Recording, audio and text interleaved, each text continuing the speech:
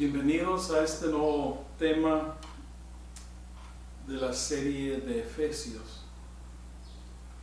Quiero iniciar con un versículo que se encuentra en Isaías 45, versículos 2 y 3.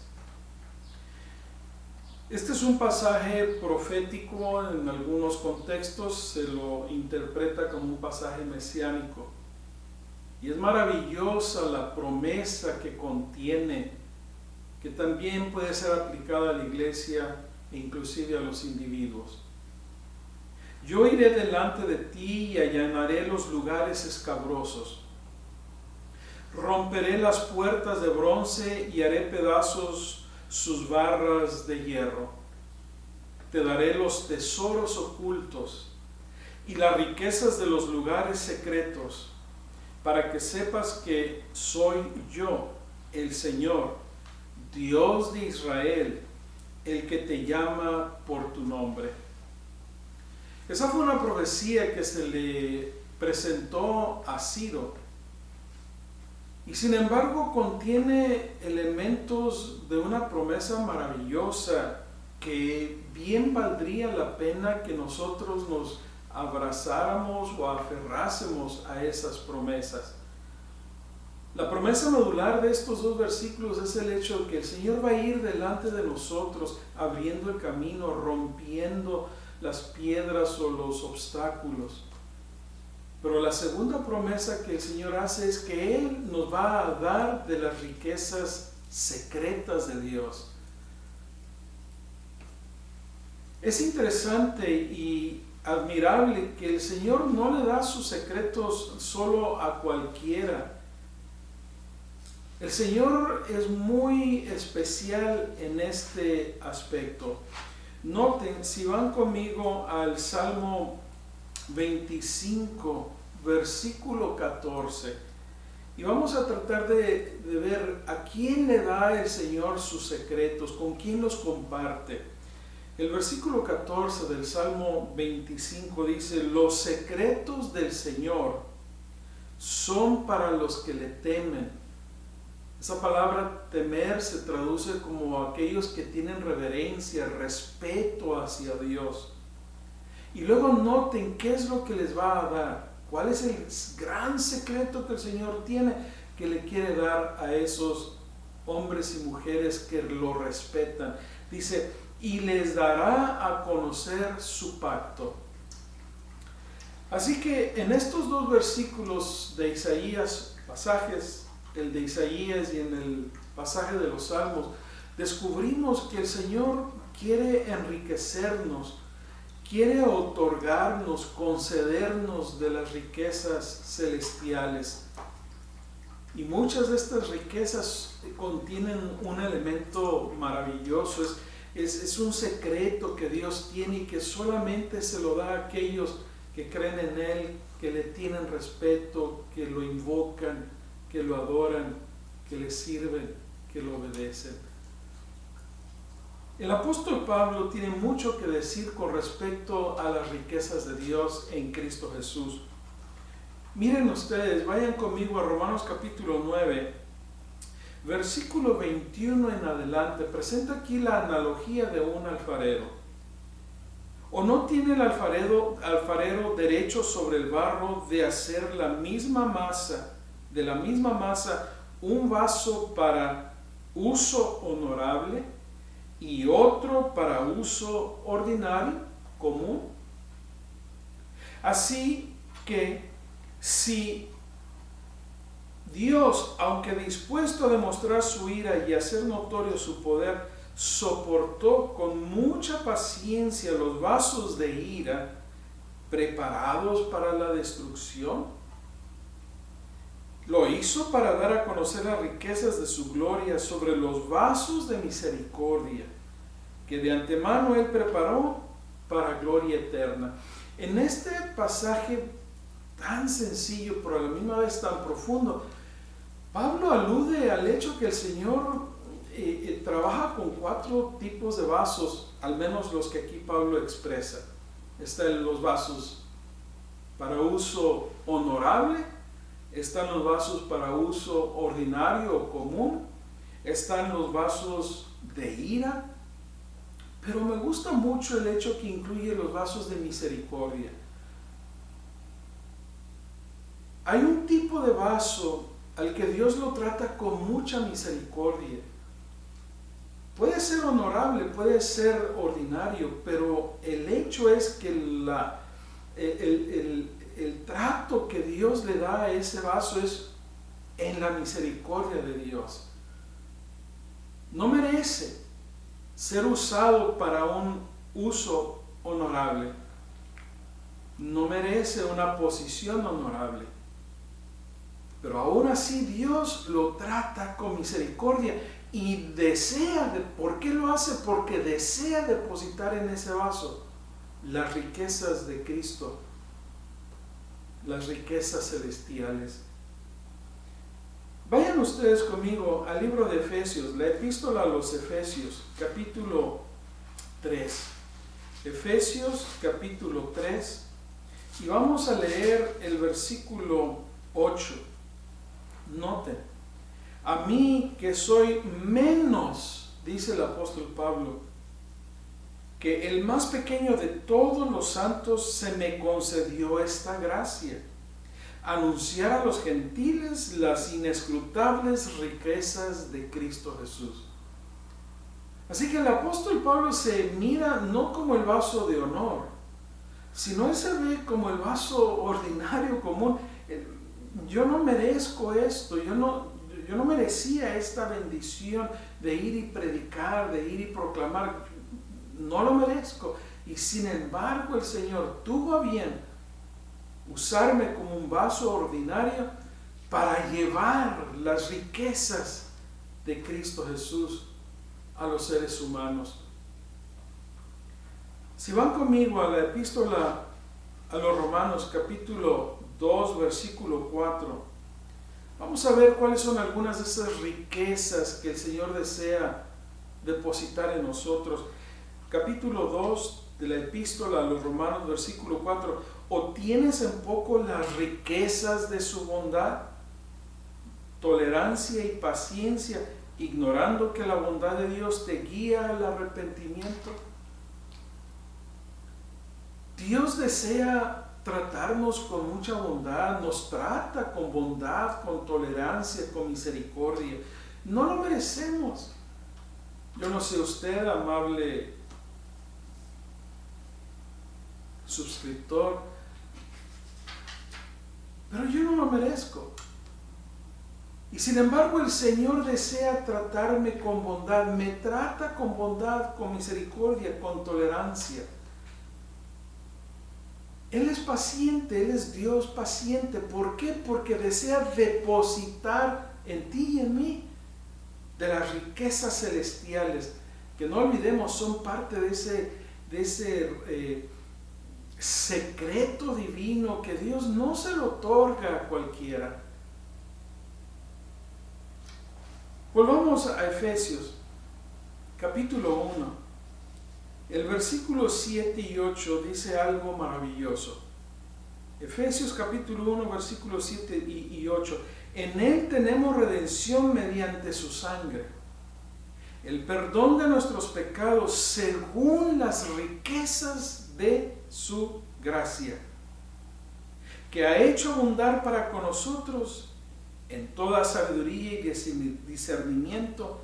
Nos dio a conocer, y noten aquí el elemento secreto, el misterio de su voluntad, según el beneplácito que se propuso en Él.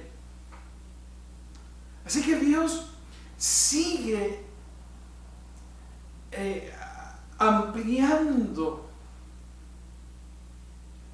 las riquezas que desea depositar en tu vida y en la mía.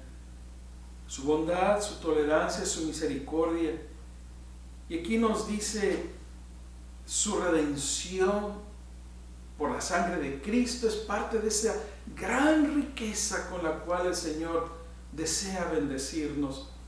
El mismo capítulo 1, pero ahora el versículo 18 en adelante. Mi oración, dice el apóstol Pablo, es que los ojos de vuestro corazón sean iluminados para que sepáis cuál es la esperanza de su llamamiento y cuáles son las riquezas de la gloria de su herencia en los santos y cuál es la extraordinaria grandeza de su poder para con nosotros los que creemos, conforme a la eficacia de su fuerza y de su poder. El apóstol Pablo dirige una oración al cielo, una oración de intercesión. Es una de las dos oraciones que aparecen en la epístola a los Efesios. Y es sorprendente cómo es que él se refiere a esa riqueza maravillosa que tenemos de parte de Dios. De la misma gloria de Dios viene esa riqueza hacia nosotros. Miren ustedes el capítulo 3 de Efesios, pero ahora el versículo 16. Aquí está la segunda oración y solamente voy a tocar un aspecto de esa oración. Efesios capítulo 3, versículo 16. Dice el apóstol Pablo que os conceda, conforme a las riquezas de su gloria, ser fortalecidos con poder por su Espíritu Santo en el hombre interior. Así que para coronar esas riquezas abundantes que el Señor desea darnos, lo hace con su bondad, su misericordia, su tolerancia, la sangre de Cristo que nos cubre de todo pecado, y luego pone una bendición maravillosa. Dice, quiero enriquecerte con las bendiciones del Espíritu Santo. Muchas personas, he conversado con ellas y no entienden cómo es que eso se manifiesta. ¿Cómo es posible que Dios, su Espíritu Santo, sea de bendición para mí?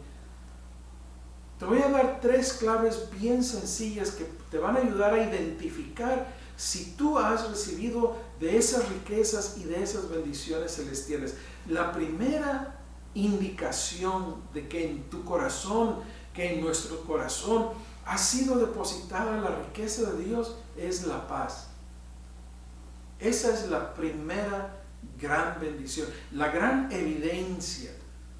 Cuando tenemos paz, o estamos en paz con Dios, estamos en paz con el prójimo y estamos en paz con nosotros mismos, esa para mí es la evidencia suprema de que he sido enriquecido con los tesoros celestiales. La segunda evidencia es el amor de Dios. Cuando experimento el amor de Dios, cuando tengo amor para el prójimo, para aquel que quizás es hasta un enemigo, o quizás es una persona no grata, o quizás es la persona que menos lo merece, porque me ha herido, me ha lastimado, y sin embargo puedo amarle, le puedo perdonar y le respeto como ser humano. Esa es la otra evidencia de que he sido enriquecido con los tesoros celestiales. Así que paz y amor. Y la tercera evidencia es una combinación, es adoración, gozo, alegría. Cuando tengo el deseo y brota en mí el deseo de adorar a mi Dios, de alabar al Señor, de glorificar su nombre, de invocarle, y cuando camino en la vida, el diario caminar, con alegría y gozo, porque sé que Dios está conmigo, esa es la tercera gran evidencia. Así que el Señor quiere enriquecernos, de hecho nos enriquece, más allá de que si lo reconocemos o no. Él, sin embargo, quiere llevarnos en un proceso de ascenso. Él quiere que subamos la montaña como Moisés subió la montaña. Estaba en el desierto, ahí solo, cuidando a los animales, las bestias. Y sin embargo, sintió en su corazón la invitación de Dios. Moisés, sube.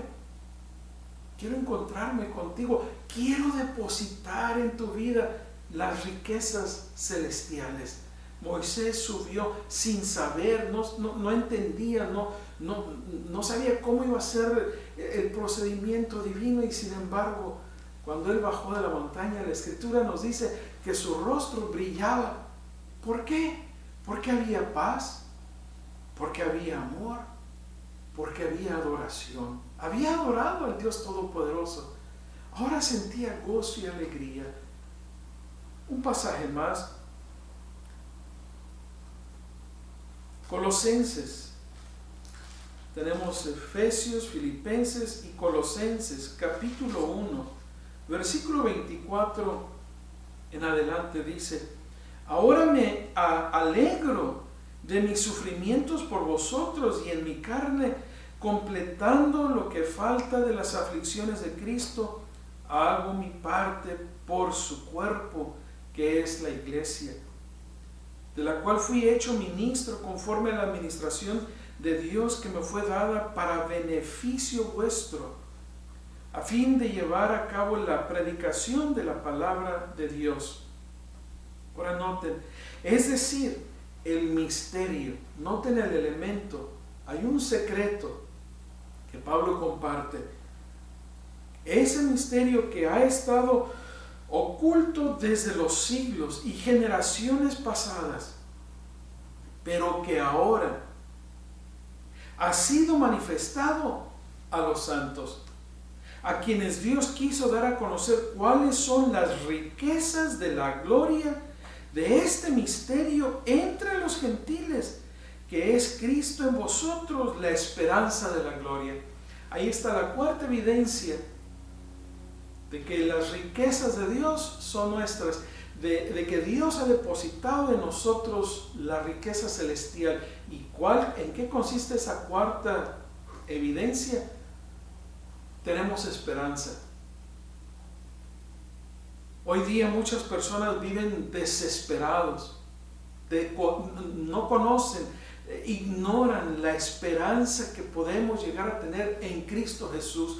¿Cuántas personas me han expresado su temor de morir, temor a la muerte? Pero cuando tú tienes esa riqueza celestial en tu corazón, cuando tú has abrazado esa promesa y la has hecho tuya, aunque en un tiempo era un misterio, algo que ignorábamos, algo que no entendíamos, algo que inclusive posiblemente hasta lo rechazamos, pero cuando abrimos los ojos y reconocemos que Dios desea enriquecernos, y abrimos el corazón y le decimos: Señor, deposita tus riquezas en mi corazón. Soy un vaso de barro, un vaso no honorable, no lo merezco, pero Señor, trátame como a ese vaso que menciona Pablo, ese vaso que fue tratado con misericordia, por la misericordia de Dios, fue rescatado. Y eso es lo que está diciendo aquí el apóstol. Ese misterio que ha estado oculto desde los siglos, pero que ahora ha sido manifestado a los santos, a quienes Dios quiso dar a conocer cuáles son las riquezas de la gloria de este misterio entre los gentiles, que es Cristo en vosotros, la esperanza de gloria. Esa es la evidencia suprema de que hemos sido enriquecidos. Cristo en nuestro corazón. Él ahora gobierna, Él ahora dirige nuestros pensamientos, Él ahora quita las piedras del camino, y si tropezamos, Él nos levanta, Él nos sana, Él nos restaura. Por eso quiero terminar diciendo: las riquezas de Cristo no se apolillan, las riquezas en Cristo no se devalúan, las riquezas de Cristo no se pierden o no se echan a perder. Las riquezas de Cristo no pueden ser arrebatadas. La riqueza de Cristo es eterna. La riqueza de Cristo es personal. La riqueza de Cristo es segura, porque en Él y solo en Él tenemos verdadera esperanza.